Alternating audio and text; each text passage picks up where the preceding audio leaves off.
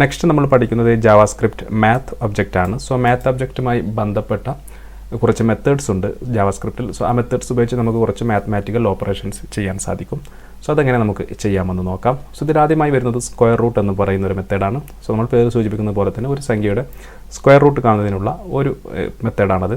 So നമ്മൾ ആദ്യമായി ഒരു വേരിയബിൾ ഡിക്ലെയർ ചെയ്യുന്നു. var a = 9 എന്ന് കൊടുക്കുന്നു. 9 എന്ന് കൊടുത്തു കഴിഞ്ഞാൽ 9ൻ്റെ സ്ക്വയർ റൂട്ട് കാണുന്നതിന് നമുക്ക് ഈ ഒരു മെത്തേഡ് ഉപയോഗിക്കാം. സോ ഞാനിവിടെ document.write അതിനുള്ളിൽ ഞാൻ ഈ മെത്തേഡ് കോൾ ചെയ്യുന്നു. സോ മെത്തേഡ് കോൾ ചെയ്യണമെങ്കിൽ നമ്മൾ ആദ്യം ഈ ഒബ്ജക്റ്റ് നെയിം കൊടുക്കണം. ഒബ്ജക്റ്റ് നെയിം മാത്ത് എന്ന് കൊടുക്കുന്നു. സോ math.sqrt എന്ന് പറയുന്ന ഫംഗ്ഷൻ നിങ്ങൾക്ക് കാണാൻ കഴിയും. sqrt എന്ന് പറയുന്ന ഈ ഫംഗ്ഷൻ അല്ലെങ്കിൽ ഈ മെത്തേഡ് സെലക്ട് ചെയ്ത് അതിൻ്റെ ബ്രാക്കറ്റിനുള്ളിൽ നമ്മൾ ഈ ഒരു വേരിയബിൾ നെയിം കൊടുക്കുന്നു, a എന്ന് കൊടുക്കുന്നു. ശേഷം നമ്മൾ സേവ് ചെയ്ത് കഴിഞ്ഞാൽ നമുക്ക് 3 എന്ന് പറയുന്ന റിസൾട്ട് ലഭിക്കുന്നു. സോ നമുക്കറിയാം 9ൻ്റെ സ്ക്വയർ റൂട്ട് എന്ന് പറയുന്നത് 3 ആണ്. സോ ഞാനിവിടെ 100 കൊടുത്തു കഴിഞ്ഞാൽ സേവ് ചെയ്ത് കഴിഞ്ഞാൽ എനിക്കിവിടെ 10 ലഭിക്കും. സോ ഇത്തരത്തിൽ നമുക്ക് ഈ sqrt എന്ന് പറയുന്ന ഫംഗ്ഷൻ ഉപയോഗിച്ച് ഒരു സംഖ്യയുടെ സ്ക്വയർ റൂട്ട് കാണാൻ സാധിക്കുന്നതാണ്. പിന്നെ വരുന്നത് abs എന്ന് പറയുന്ന അബ്സല്യൂട്ട് വാല്യൂ കാണുന്നതിനുള്ള ഒരു ഫംഗ്ഷനാണ്. സോ abs നമുക്കറിയാം ഒരു സംഖ്യയുടെ നോൺ നെഗറ്റീവ് വാല്യൂ ആണ് abs എന്ന് പറയുന്നത്. സോ നമ്മൾ പോസിറ്റീവ് സംഖ്യയാണ് കൊടുക്കുന്നതെങ്കിൽ നമുക്ക് പോസിറ്റീവ് സംഖ്യ തന്നെ റിസൾട്ടായി ലഭിക്കും. പക്ഷേ നമുക്ക് നെഗറ്റീവ് സംഖ്യയാണ് കൊടുക്കുന്നതെങ്കിൽ നമുക്ക് അതിൻ്റെ പോസിറ്റീവ് സംഖ്യ റിസൾട്ടായി ലഭിക്കുന്നതായിരിക്കും.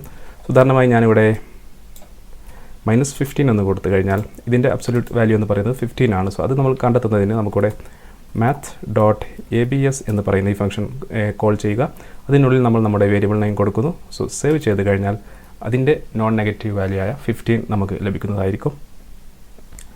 നെക്സ്റ്റ് നമ്മൾ പഠിക്കുന്നത് മാക്സിമം മിനിമം എന്ന് പറയുന്ന 2 മെത്തേഡാണ്. സോ പേരുകൾ സൂചിപ്പിക്കുന്ന പോലെ തന്നെ മാക്സ് നമ്മൾ ഉപയോഗിക്കുന്നത് ഒരു കൂട്ടം സംഖ്യകളിൽ നിന്ന് അതിലെ മാക്സിമം വാല്യൂ കാണുന്നതിനും മിനിമം നമ്മൾ ഉപയോഗിക്കുന്നത് ഒരു കൂട്ടം സംഖ്യകളിൽ നിന്ന് അതിൻ്റെ മിനിമം വാല്യൂ കാണുന്നതിന് വേണ്ടിയാണ്. സോ നമ്മളതിന് ചെയ്യേണ്ടത് നമ്മൾ math.min എന്ന് കൊടുക്കുന്നത് നമ്മൾ മിനിമം സംഖ്യ കാണുന്നതിനാണ്.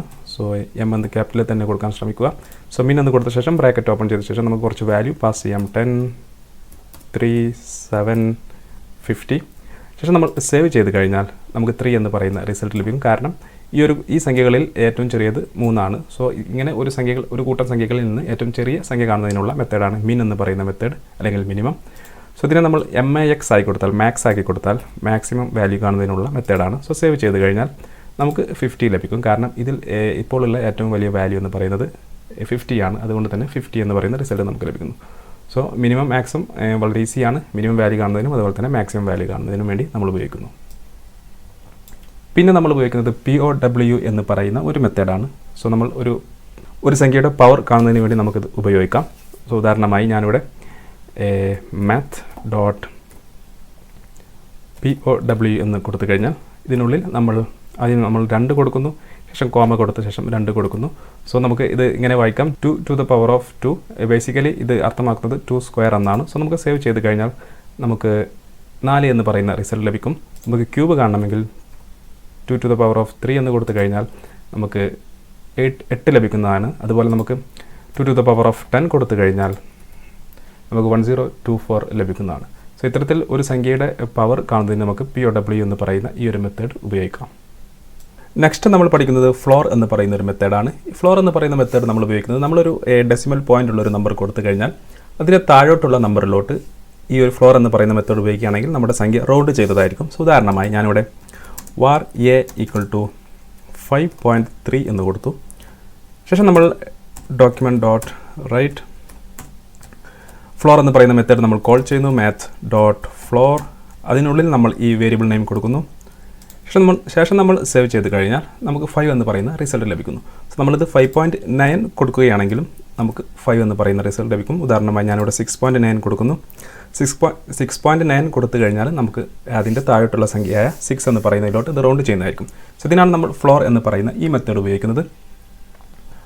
അടുത്ത വരുന്നത് ഇതിന് നേരെ ഓപ്പോസിറ്റ് ആയിട്ടുള്ള സീൽ എന്ന് പറയുന്ന മെത്തേഡാണ്. സീൽ എന്ന് പറയുന്ന മെത്തേഡ് നമ്മളൊരു സംഖ്യ ഡെസിമൽ പോയിന്റിലുള്ള ഒരു സംഖ്യ കൊടുത്തു കഴിഞ്ഞാൽ അതിൻ്റെ മുകളിലോട്ടുള്ള നമ്പറിലോട്ട് അത് റൗണ്ട് ചെയ്യുന്നു. ഉദാഹരണമായി ഞാനിവിടെ ഫ്ലോർ എന്ന് മാറ്റി സീൽ എന്നാക്കി കൊടുത്തു കഴിഞ്ഞാൽ സേവ് ചെയ്ത് കഴിഞ്ഞാൽ ഇത് 7ലോട്ട് റൗണ്ട് ചെയ്യുന്നു. സോ നമ്മൾ 6.1 കൊടുത്തു കഴിഞ്ഞാലും സേവ് ചെയ്ത് കഴിഞ്ഞാൽ ഇത് 7 എന്ന് പറയുന്ന റിസൾട്ട് നമുക്ക് ലഭിക്കുന്നു. ഉദാഹരണമായി ഞാനിവിടെ 5.1 എന്ന് കൊടുക്കാം. സേവ് ചെയ്ത് കഴിഞ്ഞാൽ നമുക്ക് 6ലോട്ട് അത് റൗണ്ട് ചെയ്യുന്നതായിരിക്കും. സീൽ എന്ന് പറയുന്ന മെത്തേഡ് ഉപയോഗിച്ചാൽ നമുക്ക് ആ സംഖ്യയുടെ മുകളിലോട്ടുള്ള സംഖ്യയിലോട്ട് റൗണ്ട് ചെയ്യും. ഫ്ലോർ ഉപയോഗിക്കുകയാണെങ്കിൽ അതിൻ്റെ താഴോട്ടുള്ള സംഖ്യയിലോട്ട് റൗണ്ട് ചെയ്യുന്നതായിരിക്കും.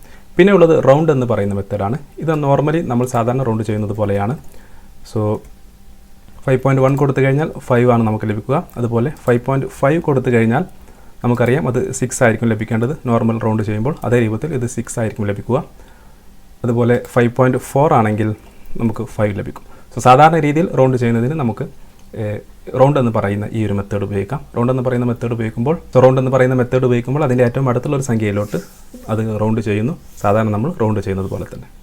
നെക്സ്റ്റ് നമ്മൾ പഠിക്കുന്നത് റാൻഡം എന്ന് പറയുന്ന ഒരു മെത്തേഡാണ്. റാൻഡം എന്ന് പറയുന്ന മെത്തേഡ് നമുക്ക് റാൻഡം നമ്പേഴ്സ് ജനറേറ്റ് ചെയ്യുന്നതിന് വേണ്ടി ഉപയോഗിക്കുന്നു. 0-നും 1-നും ഇടയിലുള്ള റാൻഡം നമ്പർ ജനറേറ്റ് ചെയ്യുന്നതിന് വേണ്ടി ഉപയോഗിക്കുന്നു. വളരെ യൂസ്ഫുൾ ആയിട്ടുള്ള ഒരു മെത്തേഡാണിത്. സോ ഉദാഹരണമായി ഞാനിവിടെ math.random എന്ന് കൊടുത്തു കഴിഞ്ഞാൽ സേവ് ചെയ്ത് കഴിഞ്ഞാൽ സോ നിങ്ങൾക്കിവിടെ കാണാം എനിക്ക് 3.34 എന്ന് പറയുന്ന ഒരു റാൻഡം നമ്പർ ലഭിക്കുന്നു. റാൻഡം നമ്പർ എന്ന് പറയുന്നത് നമുക്ക് പ്രഡിക്റ്റ് ചെയ്യാൻ സാധിക്കില്ല. കമ്പ്യൂട്ടർ തന്നെ ഓട്ടോമാറ്റിക്കലി ജനറേറ്റ് ചെയ്യുന്ന നമ്പറാണ്. നമ്മൾ ഒന്നുകൂടി റീഫ്രഷ് ചെയ്ത് കഴിഞ്ഞാൽ നമുക്ക് വേറൊരു നമ്പർ ആയിരിക്കും ലഭിക്കുക. ഇതുപോലെ വേറൊരു നമ്പർ നമുക്ക് ലഭിക്കുന്നതായിരിക്കും.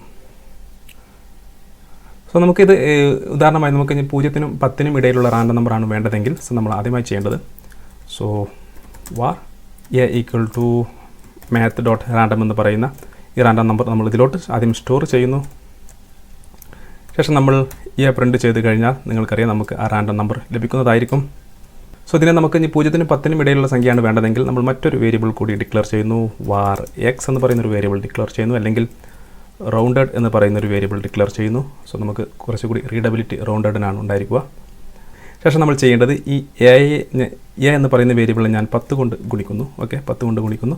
നമ്മളിനി റൗണ്ടഡ് എന്ന് പറയുന്ന വേരിയബിൾ നമ്മൾ പ്രിൻറ്റ് ചെയ്ത് കഴിഞ്ഞാൽ നമുക്ക് ഇതുപോലെയുള്ള 8.5 അതുപോലെ 8.1 1.3 2.1 എന്നിങ്ങനെ ഈ ഒരു തരത്തിൽ ലഭിക്കും. സോ നമുക്ക് ഇതിൻ്റെ നമ്മൾ നേരത്തെ പഠിച്ച ഫ്ലോർ എന്ന് പറയുന്ന മെത്തേഡ് ഉപയോഗിച്ച് ഈ പോയിൻ്റുള്ള ഭാഗത്തെ ഡെസിമൽ പോയിൻറ്റിന് ശേഷമുള്ള ഭാഗത്ത് നമുക്ക് ഒഴിവാക്കാൻ സാധിക്കുന്നതാണ്. സോ നമ്മൾ ചെയ്യേണ്ടത് math.floor എന്ന് പറയുന്ന മെത്തേഡ് നമ്മൾ കോൾ ചെയ്യുന്നു.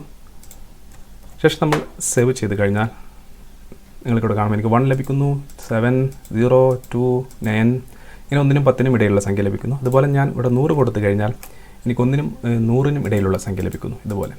സോ ഇത്തരത്തിൽ നമുക്ക് റാൻഡം നമ്പർ ജനറേറ്റ് ചെയ്യുന്നതിന് വേണ്ടി ഈ റാൻഡം എന്ന് പറയുന്ന ഈ ഒരു മെത്തേഡ് ഉപയോഗിക്കാൻ സാധിക്കുന്നതാണ്.